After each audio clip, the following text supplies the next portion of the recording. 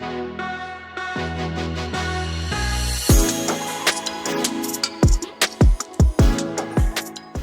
guys, welcome back. This is my boy Adamslink. How you guys doing? Welcome to another crazy video. Good morning, good afternoon, good evening, depending on where you guys are watching this video from. I want us to have a clear discussion concerning this new Naira note. You know, I'm very much concerned. Very concerned, guys. You know, it's affecting all of us. And what is the way forward?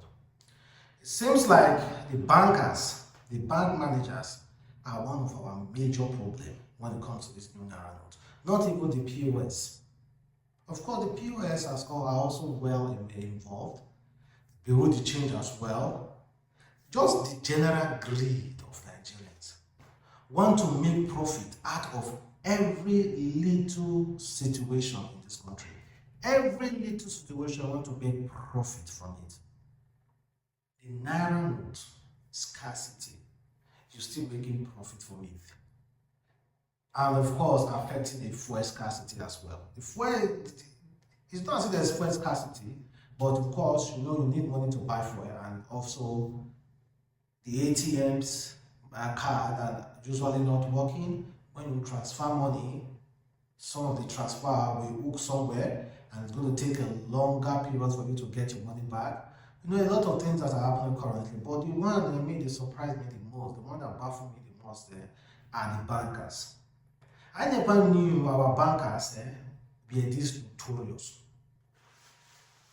I never knew the bankers were this notorious. Now, EFCC is involved, ICPC involved, CBN secret staffs are involved now, and even the Nigerian police are now involved. Why do we need force? Very soon, they will soon declare a state of emergency. Armed forces, Nigerian soldiers will be involved, going from one bank to another.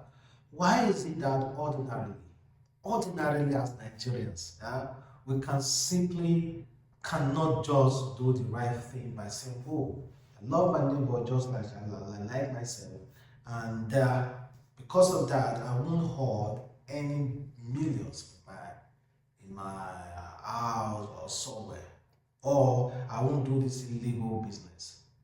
There are videos of people hawking the new Naira note. Just imagine in the country that you are, Nigeria, be it Turkey, France, UK, USA, Dubai, Qatar, anywhere. Just imagine the citizens over there hawking their money. Just imagine that a UK citizen hawking, carrying this bundle of pounds in street, hawking it. Just imagine a US citizen carrying this bundle of USD, hawking it in the street. Will that ever happen? Have you ever imagined it? Can never happen. Can never happen. But meanwhile, I'm going to play you a video of a woman hawking the new Naira note. 50 for 60,000. That's what they're selling it. Some are even selling more than that. But where did they get it from? That's why we can't get it from the banks. How many, sir? Do you understand? That's why we can't get it from the banks. Woman selling it 50,000 Naira for 60,000 Naira. So if you want 50,000 Naira note, you're going to give her 60,000 Naira, 10,000 Naira extra. And meanwhile, thank God now everything is little bit not that hard as it was before. You can go to the bank and they will give you a Naira note. They will give you Naira note at the counter, 20,000 Naira. So if you go to any bank, because you're supposed to withdraw 20,000 Naira per day, if you go to any bank and they refuse to give you 20,000 Naira per day, then I think you seriously need to report that bank. There was a bank that was exposed recently. A white man came in to withdraw 300,000 Naira. But meanwhile, they were giving every Nigerian in that bank 5,000 Naira each. And meanwhile, the CBN specifically said, give everyone 20,000 Naira per day. That's one of all those crazy stuff happening currently in Nigeria. And meanwhile, there was this video that shows banker. I think this is The bank name wasn't mentioned, but it seems the staff were trying to fly the fence because some customers were trying to bring down their gate. Let them come. Where are they? And they need to dig here. No, the Delta Hawk patrol team, they don't come. Mopu, now we will come. Delta Hawk soldiers, they don't come. They don't come. Don't go. Delta Hawk don't come. No, the Naba base go see there now. Oh yeah, now go now. Make una dey fast. This kind of thing have to be fast. Okay. You don't need to be slow, fast.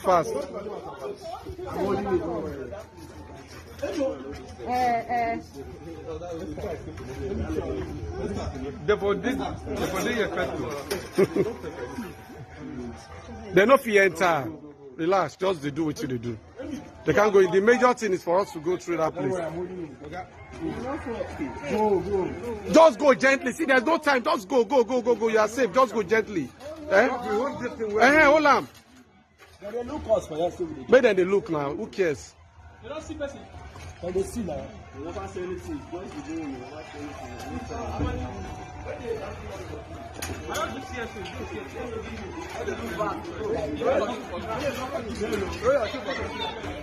They go now. Your bag is safe. You not a city kind of Yeah, your bag. No, the doctor sabi. Where? They go. The rest of us can fly this fence. No, we fit carry. Gonna carry this thing. We fit even carry something. Say, gently, Neka, gently. Neka, here, you'd have given them the bag. Yeah, you try yourself. Careful.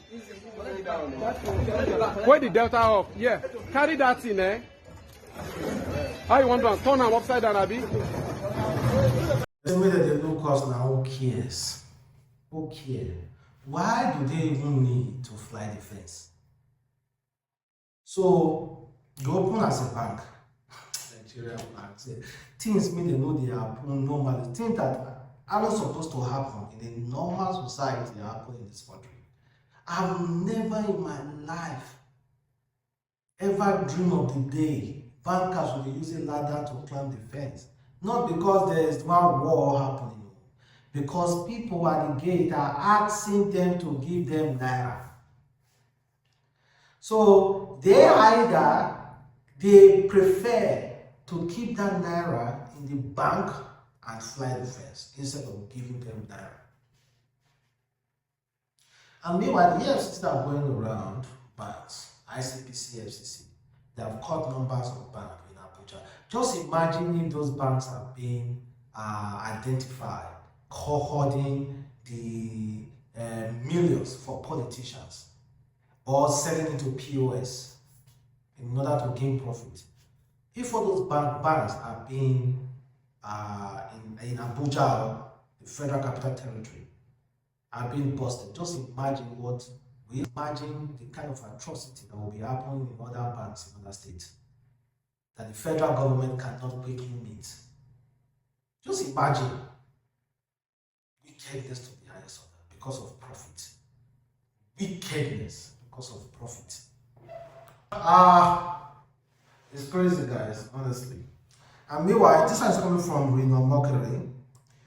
He said, POS operators of Northern Muslim extraction have again shown why the average Northerner, Nigerian Muslim commoner are typically honest individuals.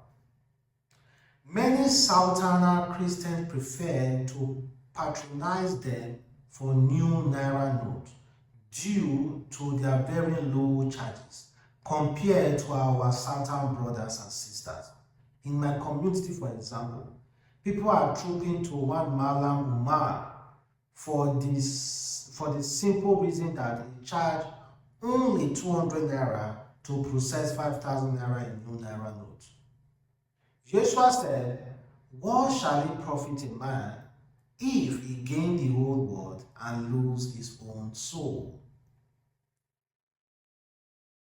Mark 18:36, But in Nigeria, it is often northern Muslim commoners who may have never read the word of Yeshua, who live by that principle.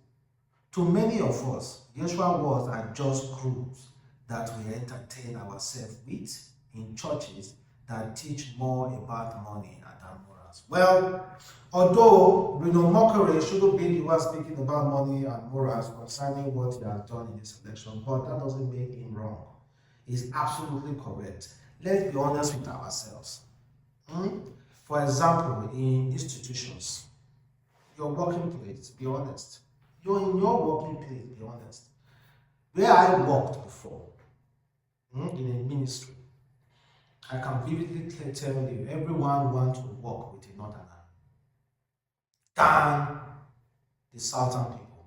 Everyone wants to work with a Muslim than the southern people, because the Muslims and the northerner, most especially the Muslim northerner, they are very, very honest.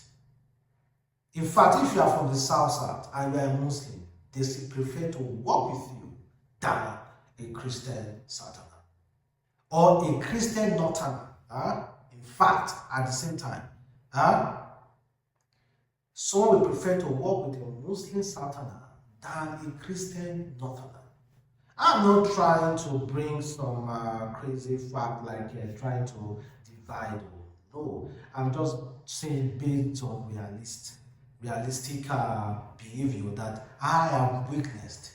If you tell yourself the truth, forget tribalism, forget all those stuff. We are not talking about tribalism here. I'm not trying to make one look better than the other. I am telling you based on what I witnessed, based on what I see people do.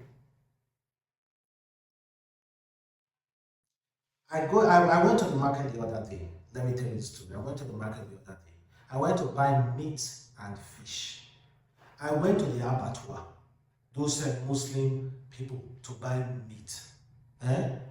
Because the market people are also doing transfer now. They are also doing POS business. When I bought meat of 6,000 naira, goat meat and cow meat, 6,000 naira combined, the northern man, the Hausa man that sold that meat for me, when I wanted to pay transfer, that man collected only 200 naira charges. 200 naira charges. But when I went to buy fish from Abeokuta, I look at the Abeokuta and say, guy, now you that time the day.